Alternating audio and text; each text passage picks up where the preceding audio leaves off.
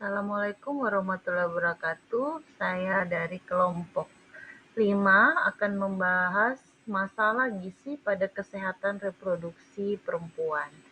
Kelompok 5 terdiri dari 4 orang, yaitu saya sendiri dan Ningtyasrina Pawitri, Elvin Leasa, Nia Susianti, dan Rosalina Lelang. Pengertian gizi adalah suatu proses penggunaan makanan yang dikonsumsi secara normal oleh suatu organisme melalui proses digesti, absorpsi, transportasi, penyimpanan metabolisme, dan pengeluaran zat-zat yang tidak digunakan untuk mempertahankan kehidupan, pertumbuhan, dan fungsi normal dari organ-organ serta menghasilkan energi. Kesehatan reproduksi adalah keadaan sejahtera fisik, mental, dan sosial yang utuh dalam segala hal yang berkaitan dengan fungsi, peran, dan sistem reproduksi, sehingga kesehatan reproduksi ditujukan bagi laki-laki maupun perempuan. Namun, dalam hal ini perempuan mendapatkan perhatian lebih karena begitu kompleksnya alat reproduksi perempuan. Berikut dalam kehidupan manusia ada daur atau siklus kehidupan yang berkaitan dengan tumbuh kembang. Menurut Al-Matsir tahun 2011, pertumbuhan berarti bertambahnya jumlah dan ukuran sel, sedangkan perkembangan berarti peningkatan fungsi sel, jaringan, organ tubuh dalam bentuk yang kompleks. Siklus kehidupan perempuan terdiri dari masa kehamilan, masa menyusui, masa bayi, masa balita, masa usia sekolah, masa remaja, masa usia dewasa, dan masa usia lanjut.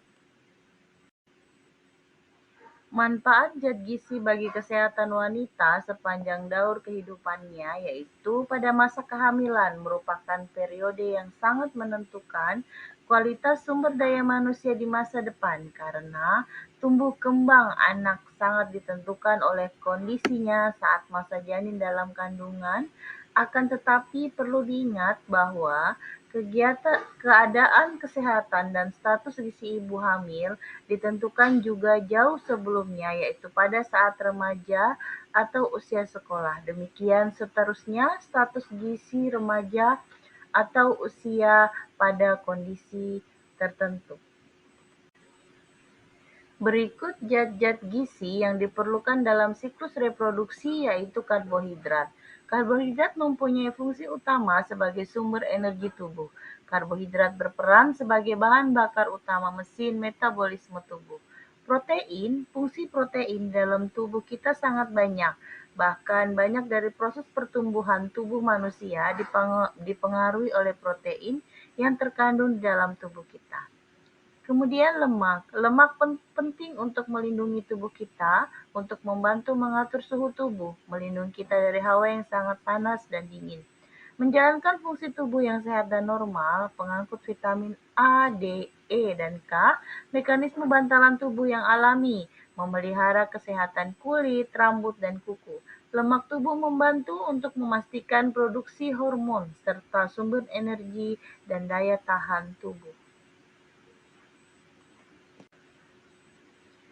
Selain itu, ada juga beberapa vitamin yang sangat penting yaitu vitamin A. Vitamin A yang juga dikenal dengan nama retinol merupakan vitamin yang berperan dalam pembentukan indera penglihatan yang baik, terutama di malam hari, dan sebagai salah satu komponen penyusun pigmen mata di retina.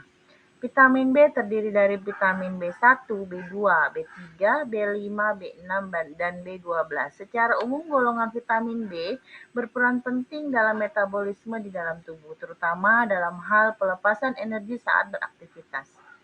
Hal ini terkait dengan peranannya dalam tubuh, yaitu sebagai senyawa koenzim yang dapat meningkatkan laju reaksi metabolisme tubuh terhadap berbagai jenis sumber energi. Beberapa jenis vitamin yang tergolong dalam kelompok vitamin B ini juga berperan dalam pembentukan sel darah merah atau eritrosit. Sumber utama vitamin B berasal dari susu, gandum, ikan, sayur-sayuran hijau. Vitamin C juga berperan sebagai senyawa pembentukan kolagen yang merupakan protein penting penyusun jaringan kulit serta tulang dalam jaringan penyokong. Vitamin C merupakan senyawa antioksidan alami yang dapat membantu menangkal radikal bebas dari polusi di sekitar lingkungan kita. Selanjutnya adalah vitamin D. Vitamin D juga merupakan salah satu jenis vitamin yang banyak ditemukan pada makanan hewani, antara lain ikan, telur, susu, serta produk olahannya seperti keju. Bagian tubuh yang paling banyak dipengaruhi oleh vitamin ini adalah tulang. Kemudian vitamin E berperan dalam menjaga kesehatan berbagai jaringan dalam tubuh, mulai dari jaringan kulit, mata, sel darah merah hingga hati. Selain itu, vitamin ini dapat melindungi paru-paru manusia dari polusi udara.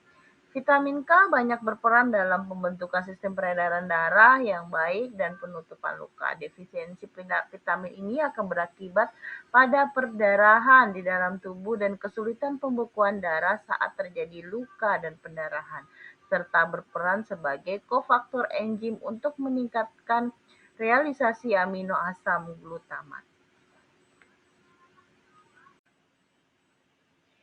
Adapun mineral terdiri dari kalsium, kromium, tembaga, germanium, magnesium, mangan, molibdenum, fosfor, potasium, selenium, besi, dan zinc. Semua sumber mineral yang mempunyai fungsi yang penting bagi tubuh dan meningkatkan kekuatan tubuh dalam mengatasi infeksi serta aktivitas radikal bebas tanpa melakukan sesuatu secara aktif. Masalah gizi pada reproduksi perempuan yaitu dialami pada remaja. Remaja sering mengalami kurang zat besi atau kita sebut adalah anemia. Salah satu masalah yang dihadapi remaja Indonesia adalah masalah gizi mikronutrien, yakni 23% remaja perempuan mengalami anemia, yang sebagian besar diakibatkan kekurangan zat besi atau disebut anemia defisiensi besi. Anemia pada remaja putri berdampak buruk terhadap penurunan imunitas, konsentrasi, prestasi belajar, kebugaran remaja, dan produktivitas.